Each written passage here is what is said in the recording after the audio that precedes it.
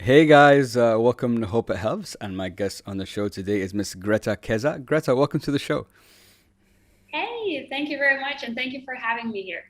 Thank you so much for your time. I really appreciate it. So, Greta, as we were just speaking before, we connected through LinkedIn, and I know you work at Mindvalley, which I think everyone on the podcast knows by now. I'm a huge fan, and I've had a couple of your colleagues on. It's been really awesome talking to them. But I wanted to speak to you in particular because I thought the work you do is very unique and niche as a happiness coach, and because that's not a typical coach that you hear about. You hear about career, you hear about strategy, you hear about life, whatever the case might be. But happiness is a very particular one, and I think especially given everything that's happened with the pandemic and so on, I think a lot of people are looking for happiness and what does that mean and how can we find it and so on. So I thought it'd be amazing to have you on the show. But before we get into everything, Greta, why don't you give all of us a little bit of background about yourself and we'll take it from there. Yeah, sure. So, I am a happiness coach and also as a part timer in Mind Valley currently. So, I had a big shift this September just recently, and I work there as head of customer experience. Interesting thing though, what I'm thinking now that when people ask about the background, right, or bio, like immediately others start talking about their career and only professional life, like it would mean everything, but that's the problem. That's why I talk about happiness, because people tie everything to their job title, and I just did that as well. Yeah. So, besides what I just said, so I'm a Lithuanian living in Malaysia for the past 3.5 years, happily married, which is super super good, right? Important relationships Always. are important. And well, I am in love with color yellow. So if anyone will be looking at this part of podcast somehow virtually, they will see, like visually, they would see that. And what else about me? Well, I have been trying a lot of different things until I found myself, and I think my tipping point as a young adult was not university, but a student organization called ISIT, where I tried so many different positions where I actually discovered that working with people, overall people management, facilitation, coaching, training is what I really love. So that is, a bit of the background. And I guess that's it for now. I think we can dive deeper more, right? Sure, sure. Thank you so much for sharing that with us. I always like, for myself and the listeners to get an understanding, just who are we speaking to, what's their background and how did we get to where we are today. So, Greta, first of all, as a happiness coach, I guess the best place to start is, are you happy? I am. I love Awesome. this part. Awesome. And now, since you're happy, could you explain to us in your own words and describe what does it mean to you to be truly happy? Thank you for this question and for specifying to me what does it mean to me to be truly happy? Because so often people ask me, what is happiness, Greta? And then I have to disappoint them saying that I think it depends on all of us. So, what happiness is for me is when I wake up in the morning with inner peace, knowing that I am living my life in the best way possible I can at that moment, no matter what happens. When I feel gratitude in my heart for what I have at that moment. And also, I am excited for what the future is going to unfold. So, I would say for me, happiness is this combination of the present, meaning gratitude, and faith for the future that it's going to turn all right. And other thing, like somebody told me, so, but how would you define it in other ways? And I would say that also happiness for me is a choice or even a lifestyle, because I do believe that I can choose that. Yeah. So that would be for me. Awesome. I really like how you described it for yourself. It's a kind of a holistic view on what you like, what gives you happiness. Like happy to be where you are now, optimistic about where you're going, and to have. I think you said it perfectly. Inner peace. I think that's something I know I'm definitely trying to get to as well. That term peace. You just think like, it would be so fun. But one thing I was thinking about, you made a good point that everyone has a different perspective on what happiness is. do you think one of the issues people have and why they struggle to maybe be happy and find, in quotation, find happiness is that they might not have a definition of what it is to them? Yes, like I want to scream answering to this question. I think this is the biggest challenge because we are being told by our parents, by society, by school, by social media, by LinkedIn, by podcasts, how we should live our lives. But what happens is just because we're so busy reading everything else around, we fail to make time to tap inside and ask ourselves, what actually is happiness for me? What does it mean to me? How do I understand it? And I really think not having this definition or not having this clarity, not necessarily putting it in words, but describing this feeling, what is this thing for me? Um, Not having it, not going to lead anywhere well. And I think this is the reason why we try to achieve so many different things in terms of doing, career, profession. And we're still thinking like, why the heck am I not happy if I'm achieving all of this? Well, that's because that maybe not these things are making you happy. Yeah. So I would say it's a huge problem. Yeah. I think you made a good point about how the lack of definition we start looking at. I think the words you used were interesting, that we look at work, we look at profession, we look at career, because we attribute, I guess a lot of us attribute work, profession to money, which means success, which means happiness. That seems to be the general formula. But I guess like you said, and listening to your definition, there's more things and maybe simpler things that can make you happy that maybe you haven't thought of. And that's why we keep trying to do this. Oh, will this make me happy? Will that make me happy? But you said something which I've heard before, when you said that happiness is a choice. Now, Mm-hmm. I that is a tricky one for me. I understand it, and I do agree with it. But if someone came to me and was like, Khalid, I'm unhappy. I want to be happy, and I told them, okay, happiness is a choice. First of all, I think they'd be a bit confused, like, what? I never even knew I had the option to choose that. But second, let's say let's say they understand, okay, happiness is a choice.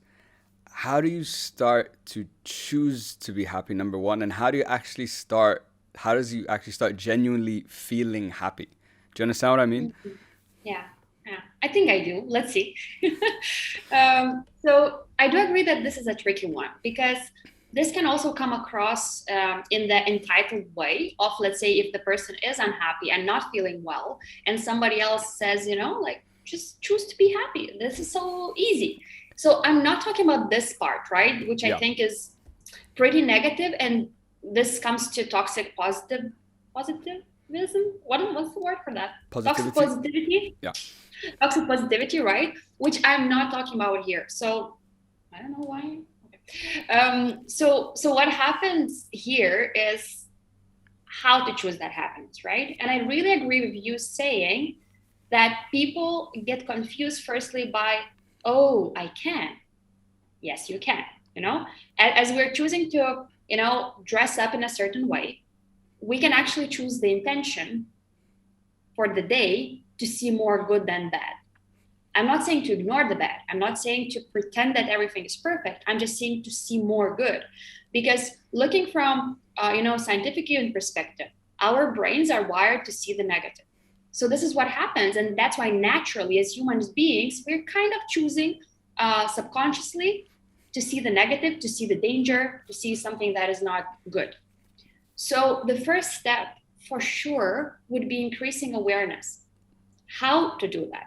There are simple things, what we can do, and simple exercises that I do with my clients as well.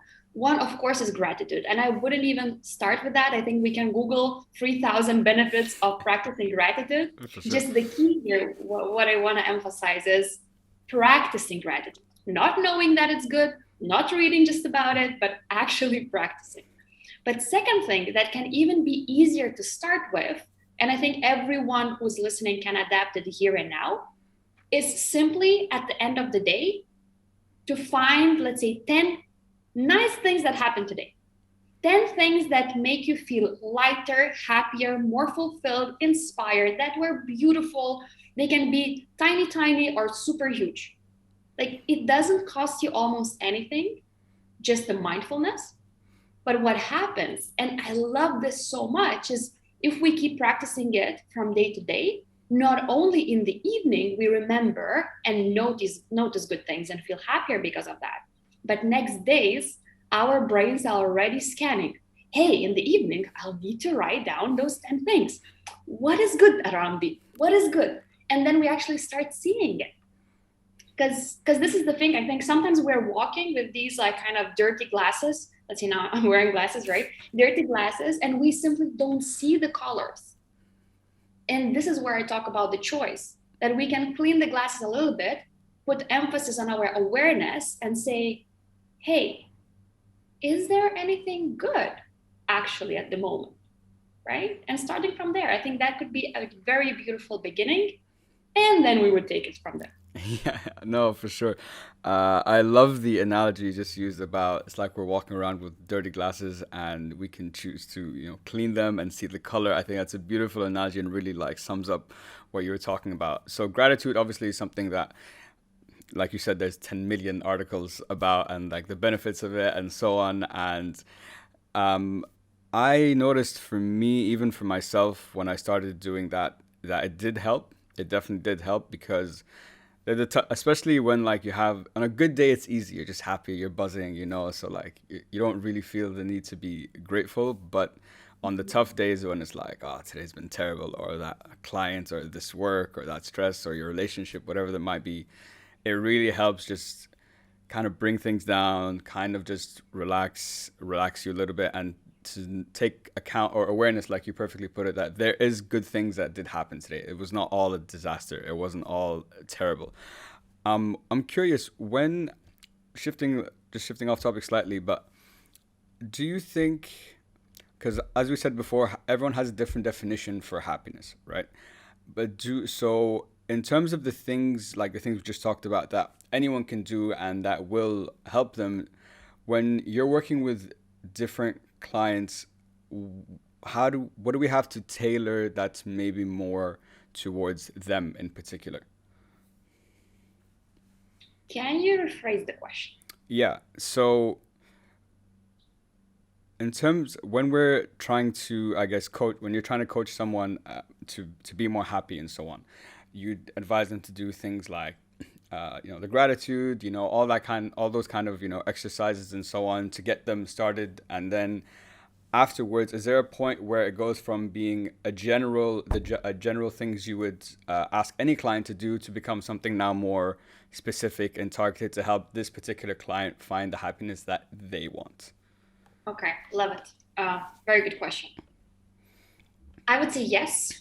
And so what happens, especially because I mostly, coach on happiness people in groups in my group programs. And what happens there is actually that when people come in groups and they notice that same things can be differently perceived by others, they have a very beautiful perspective for their own happiness.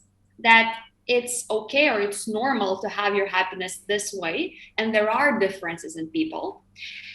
So what happens, let's say in programs usually, that I do give a certain list of daily potential habits to try for 7 days, make them journal, reflect, analyze, how does it work, how does it affect people, right? And we go through there. And what happens there is what happens is that people react to these habits differently.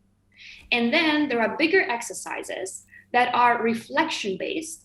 So starting from, describing your relationships, all the relationships that you have, impact on you, like how you foster them or not. And then these kind of exercises help people to actually have very tailored answers. So what I love saying is that I would never want to be called happiness teacher, right? Or happiness Mm. lecturer, because I don't believe that I can teach happiness.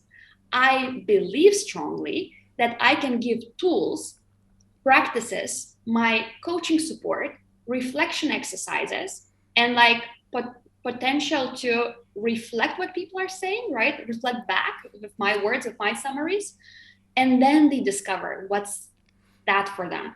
So this is where all these differences come along.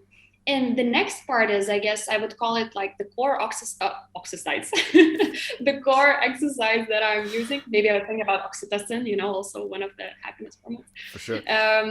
Exercise, it's called Happiness Wheel of Life.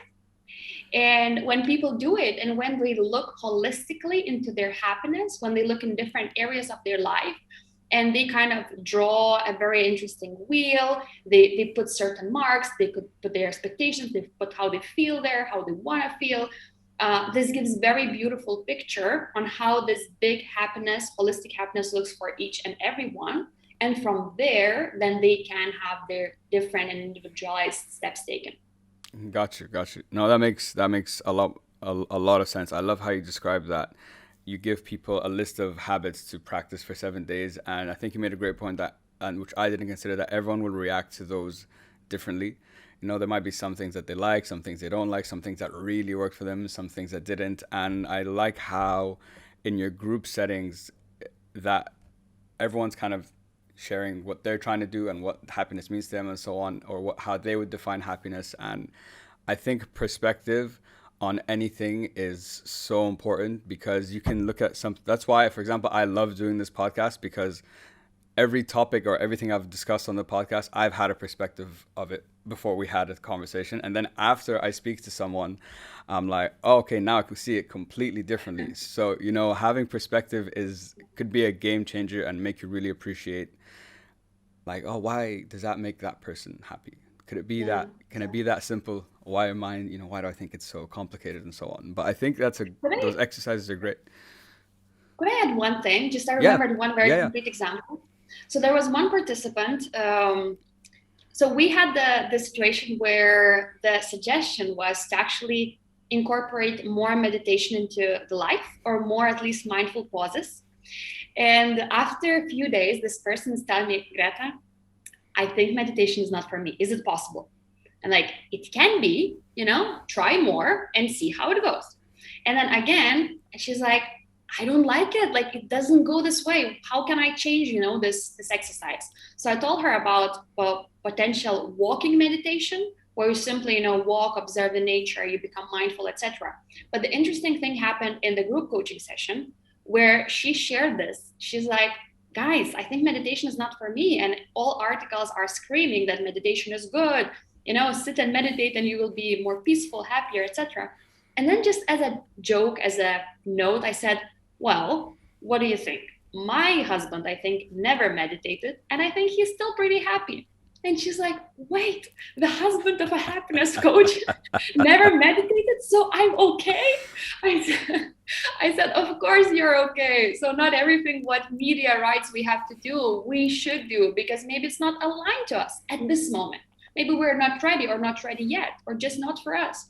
So this is a beautiful example where, as you said, perspective matters, and individualized approach really matters, because we all are okay. We don't have to be perfect or do everything how blog posts are saying. Yeah.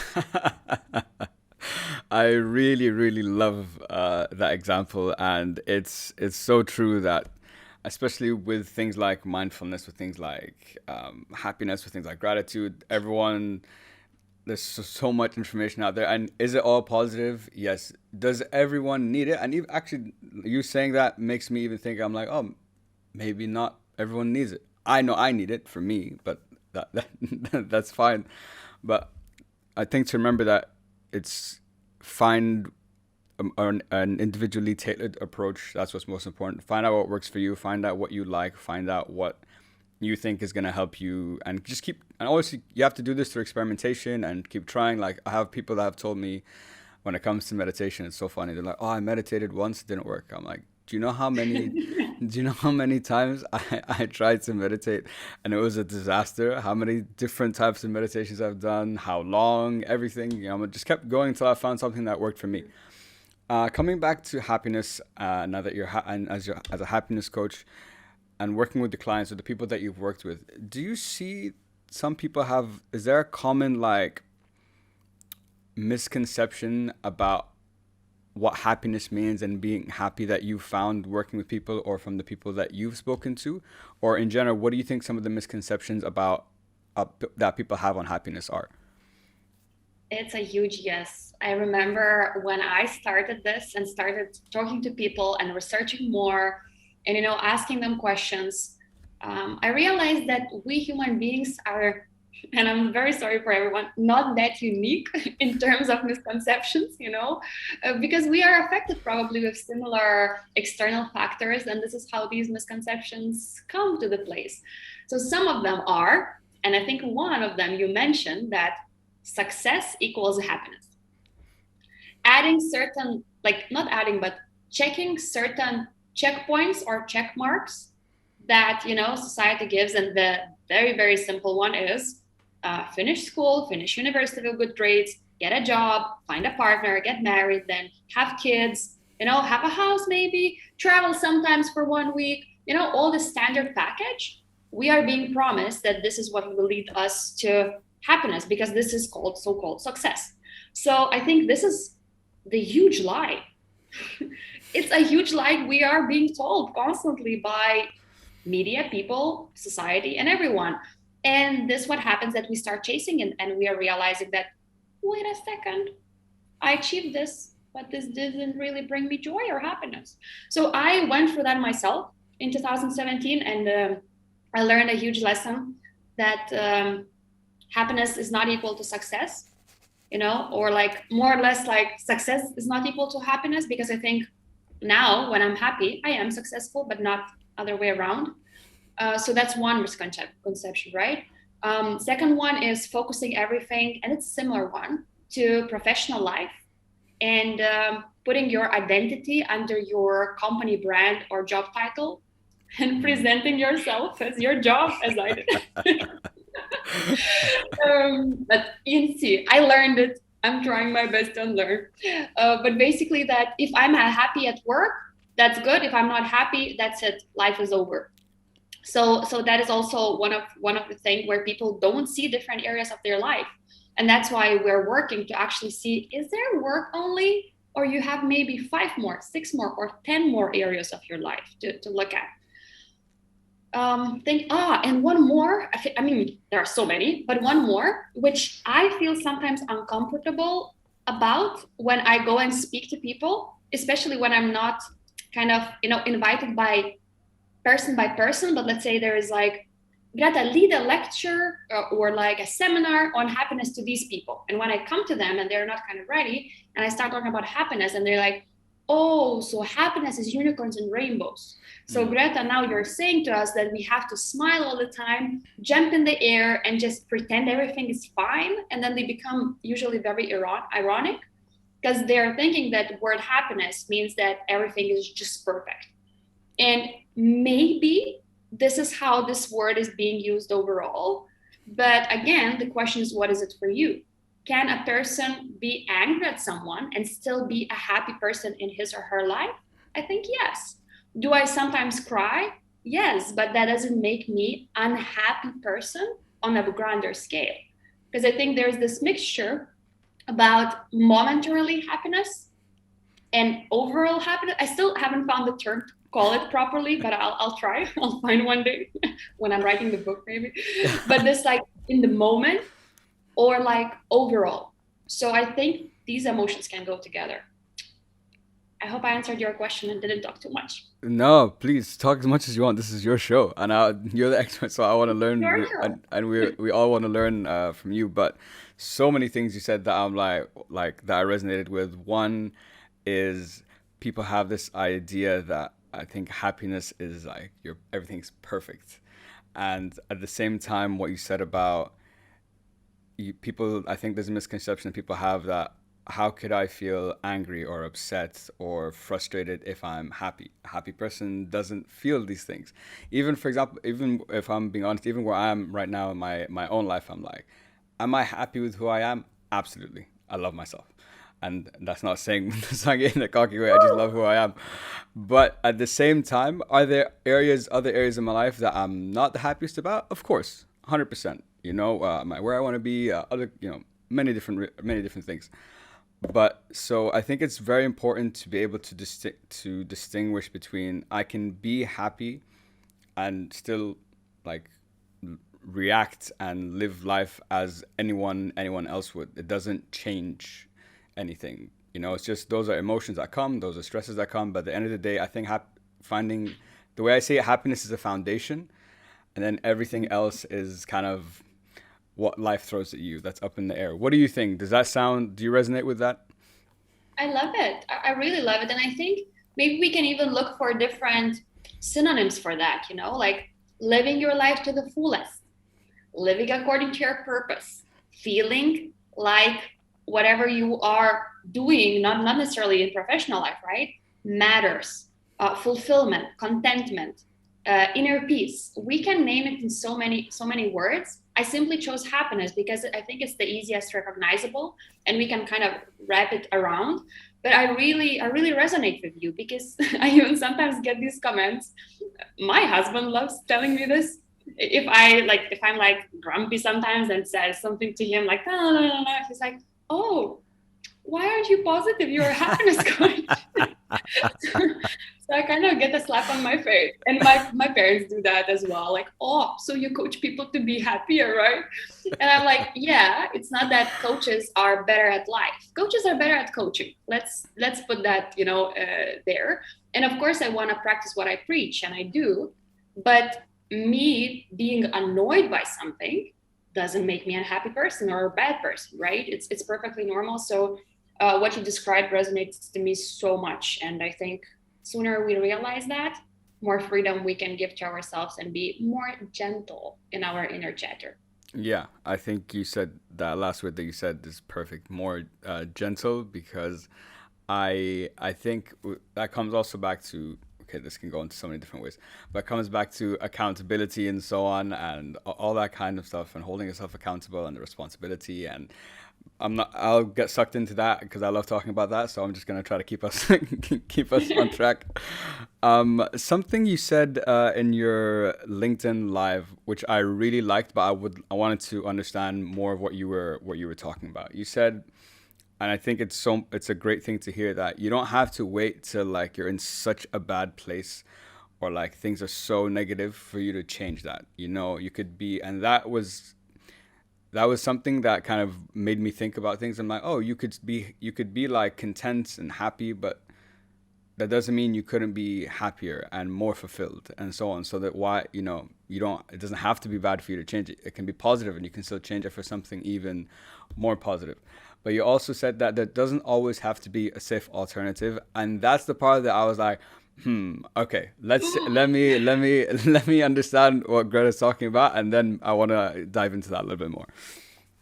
Sure, sure. I think that was related to those two misconceptions or reasons why people thought I'm going part-time, right? Yeah. So yeah, about the perfection versus like happier or not, or leaving the place that is not really bad, but just okay-ish and heading to what's better. I think people don't do that enough, maybe even in relationships, right? Or jobs as well, or places where they live. Some of people don't even question, can they become better, or like can they feel better, rather, I would say. But let me, get into the second point that surprised you a little bit about the safe option. What I noticed from my experience, my personal experience while making changes in my life and also working with different people and generally talking to my friends, right, and colleagues, is that people don't take a step unless they are, I don't know, 90% sure that this is correct or the other alternative is going to be better. So what happens is that they end up keeping that current situation because it's safe, known, comfortable, instead of going for something that can be maybe much better, but unknown, uncomfortable, and not yet safe. And I see that so many times in relationships. Let's say when people, and I don't want to become relationship coach, I think it's a very difficult thing to do, but just the examples, and I know from also my friends' experiences, my own in teenage years, that you better stay with the partner that you're like, I don't really like it, it's bad, or even toxic relationship, instead of going to be on your own, to be single for a while, just because the fact of being single scares you so much. So you don't have safe alternative. You have no clue whether you will feel good there or not. So you'd rather stay where it bothers you or you don't really feel fulfilled, but you at least know what to expect. Does it make sense? Yeah, yeah, no, that makes a lot of sense. I think you touched on it very well. That I think the fact that it's unknown, I think it's a big one that a lot that makes you feel super uncomfortable to take that step, especially if you're thinking of like leaving a job to start a business or so on. That's going from something like, I love that example because it's something that's so, quotation marks, on paper it's very secure, so you're going to something that is anything but, and there's doubt and there's so many other things that that fall into that. And I think that's a very valid point, that that is the reason why a lot of people maybe don't take a leap or take that chance, and it's not, and because of that they stay in something that's not necessarily, may not necessarily be good for them, or something that they might miss an opportunity because of that, I guess that fear. So I think you explained it really, really well.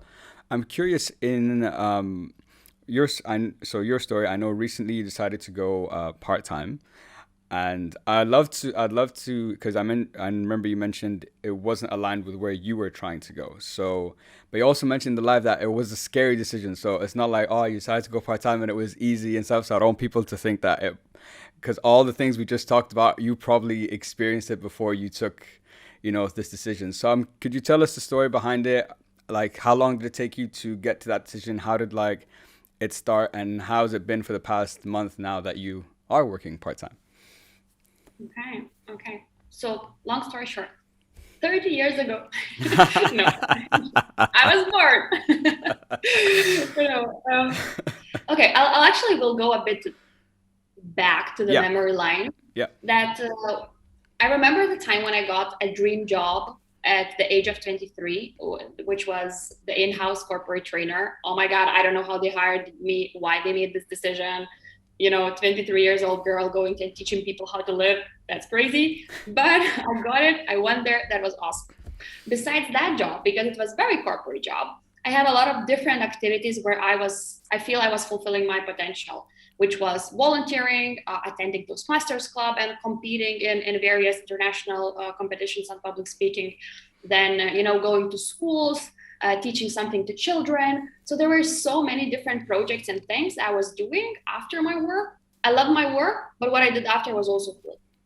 So then when we had our big change of life, my husband in 2017, when we quit our jobs, very good jobs, we got married, we bought one-way ticket to the United States of America for our honeymoon without knowing what we're going to do after. I was realizing and thinking, what should I do? What should I not do? That was a tipping point in my happiness journey, to be honest. And I think I'm standing here just because of that decision. And then I thought of applying to Mindvalley, because at first I thought, well, Mindvalley is like Google, too good to be true, for somebody else, not for me. That was my understanding. But when I saw my friends working there, I'm like, oh, if they can, I can too. At least to try. For sure. So I applied, and Mindvalley became everything to me. Because you see what happens, that when we moved to Malaysia, to Kuala Lumpur, it's totally different country, right? Everything is different. And still, I got my husband by my side, but still I didn't have my friends, my family, everything was new. So Mindvalley became my everything, my work, my lifestyle, my hobby, my parties place, my social network, everything. And I feel I was like soaked in so much by choice, but later, unconsciously. And I really loved it, right? I didn't need any extra curriculum activities. That was everything, all day long, weekends, with same people, and that was amazing. However, I was in the field where I haven't planned being at all. I got the job as customer support agent. And I remember me coming from being in-house trainer and training more than 1,000 of people, on soft skills, coming to customer support job. It wasn't a bad thing. Some people said it's a step back. I think that was step aside, like not aside, but to the side. Yeah. I loved it, but I thought I'm going to stay there 3-4 months. Well, 3.5 years passed. I'm still around this area. Things happen, right? But Yeah. I think this happened because I got the chance to actually lead the team and lead the whole department very early, which I love doing. And that was my main motivational factor. However, I started thinking more, especially when pandemic hit, and asking myself, oh, I have more time. What is happening with me? So I'm socializing less with those people. We have less maybe social events, maybe parties, maybe culture days. How am I feeling? And this is the key in happiness, I think. Start ask like sometimes ask yourself, are you okay? It's not like for that so that you create negative scenarios, but so that you understand. And I started asking me, like, am I fulfilled? Am I doing what I'm supposed to be doing?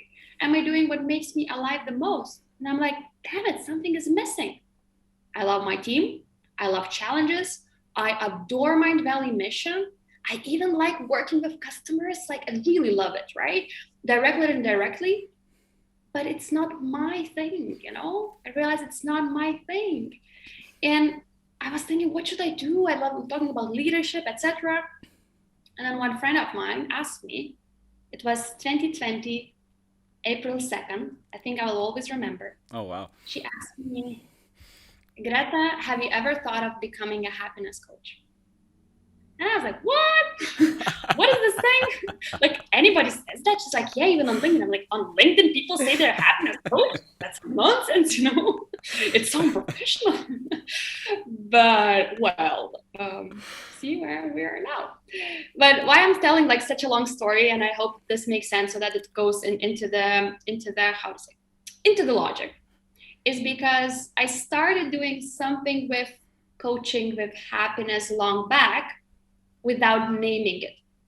Mm. And when I started realizing that this is something that I love, I started taking conscious actions and I started creating my first program and having first pilot beta clients. And I realized, damn, this is working. And I love doing it. And I started comparing days when I would be working solely on Mindvalley or on weekends on my happiness coaching. And I'm like, damn, this is the feeling. I want to have more of what I get from happiness coaching. So that was one part that I was feeling more aligned in the moment, more aligned with my mission. But also, when I now think, I was overworking as hell. Mm. I was waking up in the morning, working on my happiness coaching, working on Mindvalley, evenings happiness coaching, weekends happiness coaching. I simply realized it's not sustainable long term. And I want to take care of my body as well to sustain me. So I needed to make this decision, but that was very scary. That's a fantastic story, and I'm Very so long run, right? no, but I love the detail in it because that's when I like people when they're explaining why they took such a big decision. I like to know all as many details as possible because then once you get to where you are now, which is the ending of it, you have a completely different idea of why they made that decision, and it makes it so much more relatable to anyone else listening to this as well.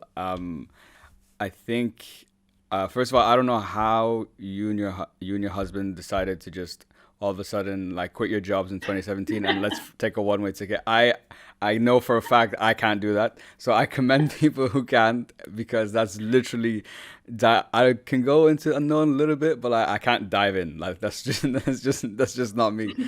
Um, but then to find Mind Valley and see it sounds from the sounds of it you've had a fantastic time there, but like myself, like so many people I've spoken to recently actually on this podcast, the pandemic was kind of that like just that smack to the face to make you like take a step back and be like, okay, how did I get to this point in my life? How did I get to where I am?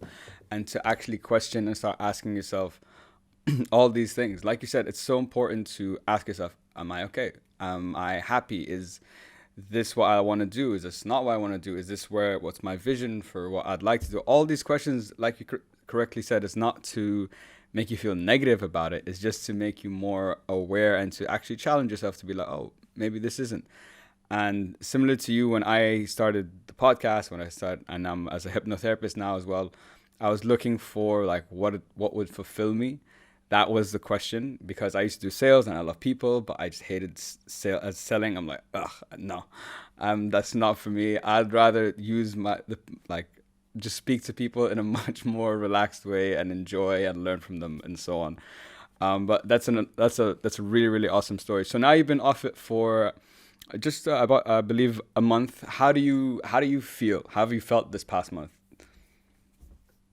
Okay, I wish I could tell you, oh my God, everything is perfect. I made the best decision ever, and it just things flow, money flow, Yeah, because I yeah. work on my business. I'm so cool. Well,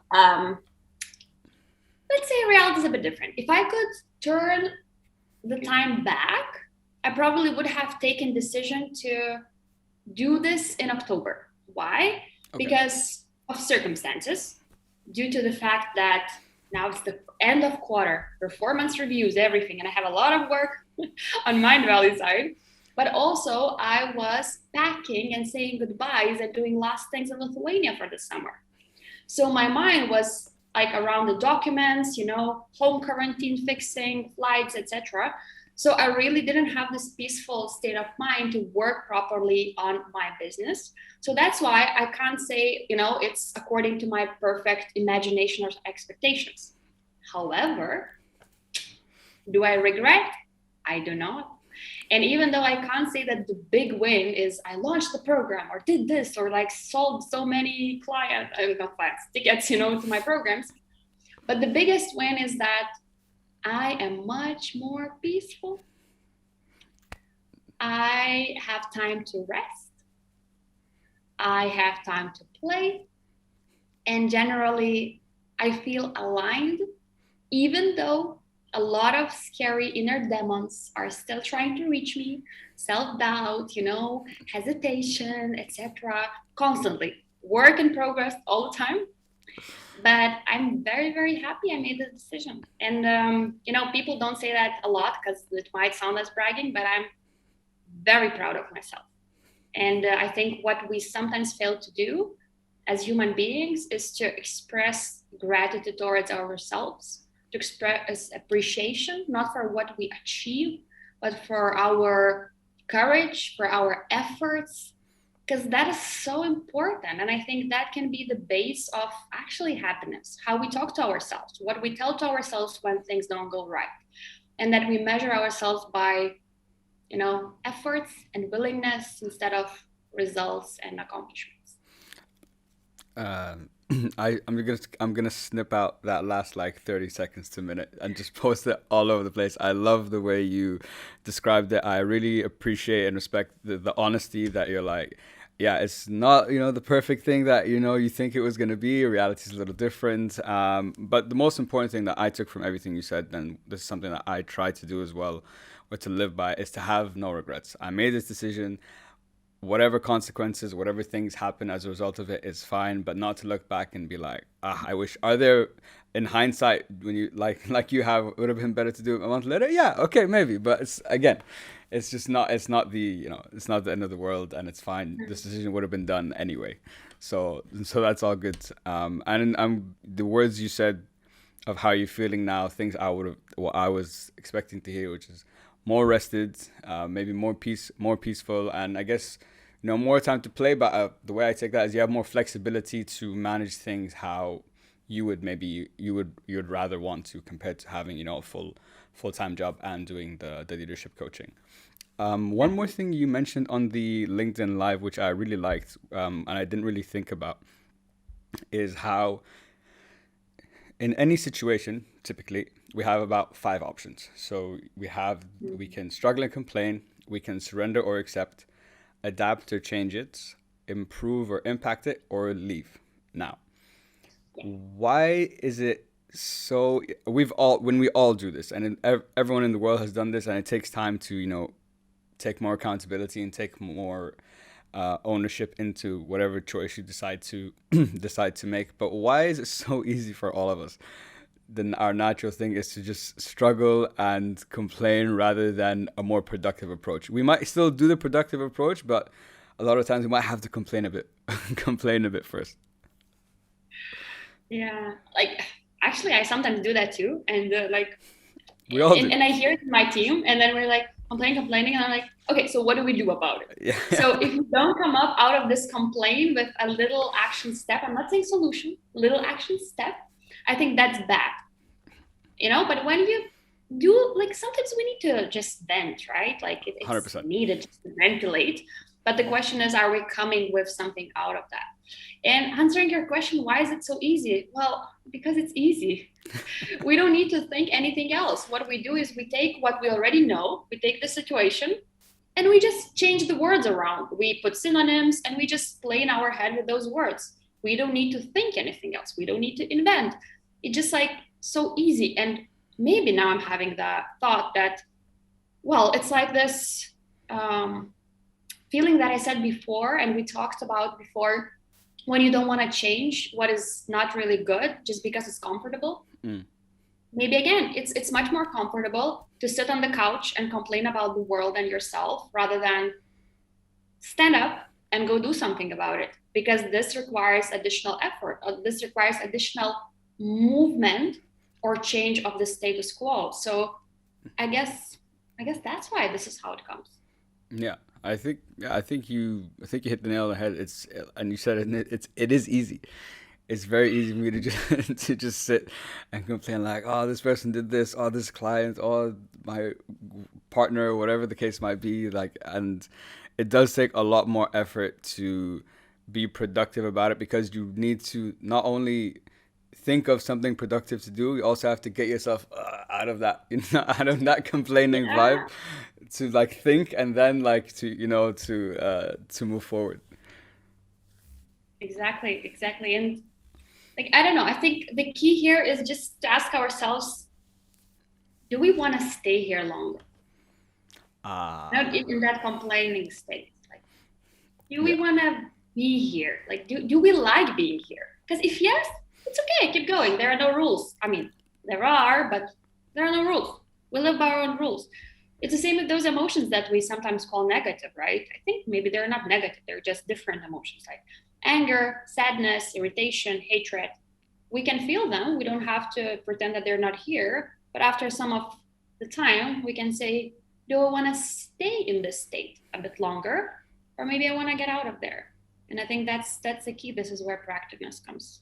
yeah, no, for sure. I love how you said, do I how long do I want to stay here? I think that's a great question to get you thinking and to get you moving. Another one that I like to use is, again, I use it when I can, is how is this, is me staying here serving me? Is there any positive or any benefit I'm getting from this? No. All right, it's time to move our ass and get out of here. It's time to move forward.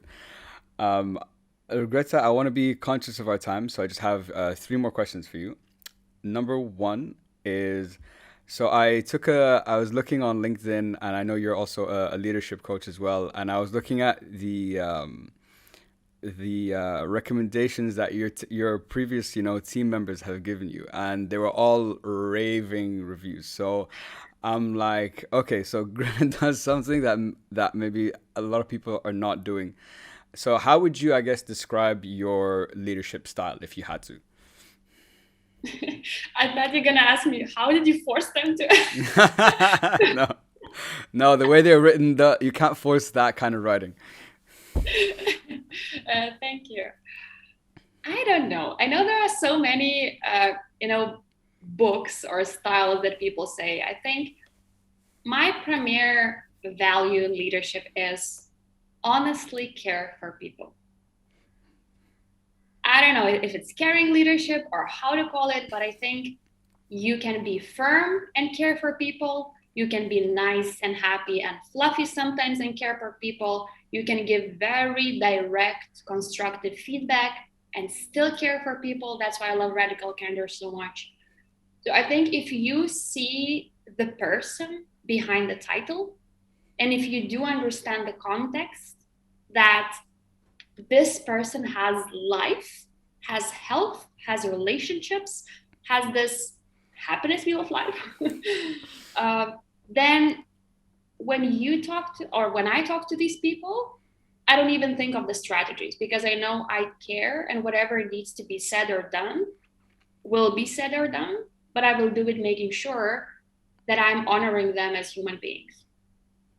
And do you feel that because, like the way you said, you can be firm, but you can still care. You can be, you can give very direct criticism and feedback. And have you found that when you approach it from in that way, and let's say, for example, in a situation where you need to be quite harsh for something that has happened, do you feel that your team members or the people you're managing, do you see have you seen do you see them react to it differently? Like if you look at how they react to the situation and then think, what if I was like really like mean about this and really didn't like wasn't empathetic, towards them?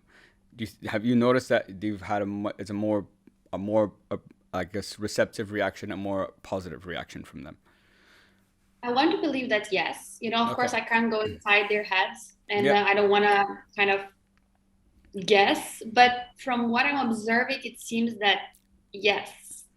And then I think that people are way more willing to bounce back or bounce forward out of certain situations when they know that, yeah, they clearly know that it's something that is not good, something is not working, but my leader cares for me to succeed.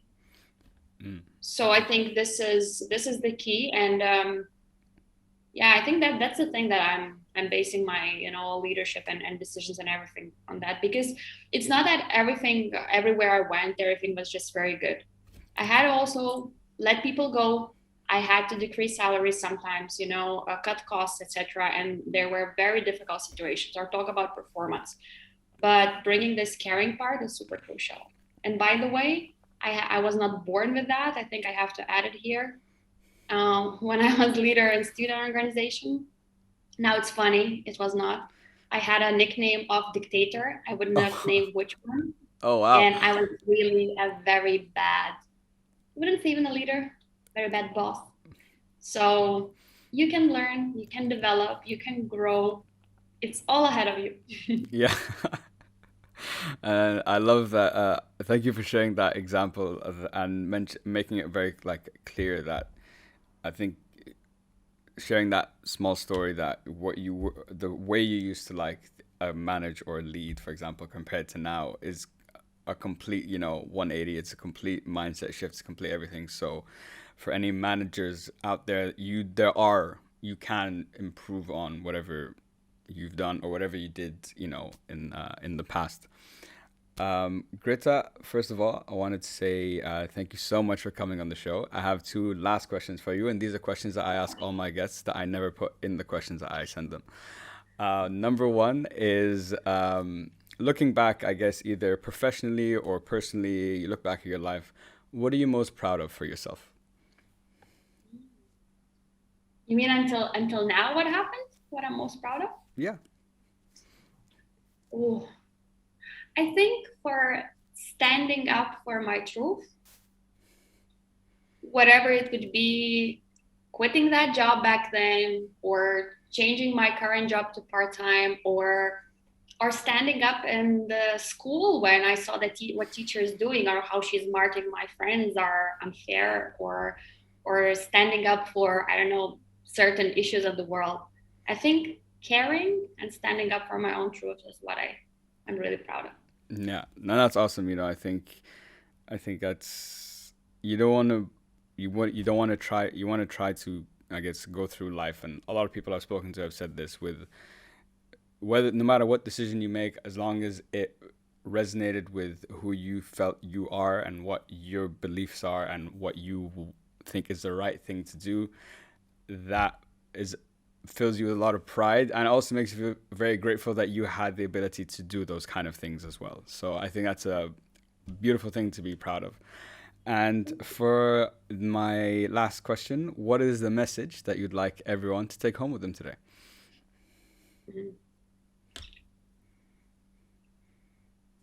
Remember that happiness lies within you.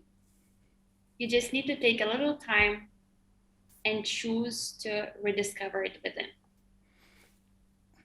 I think that's a fantastic way to end the show, and I really love that. And it's a good reminder that it's not out there that a lot of times we think it is. It's actually inside. That's where you're gonna find it.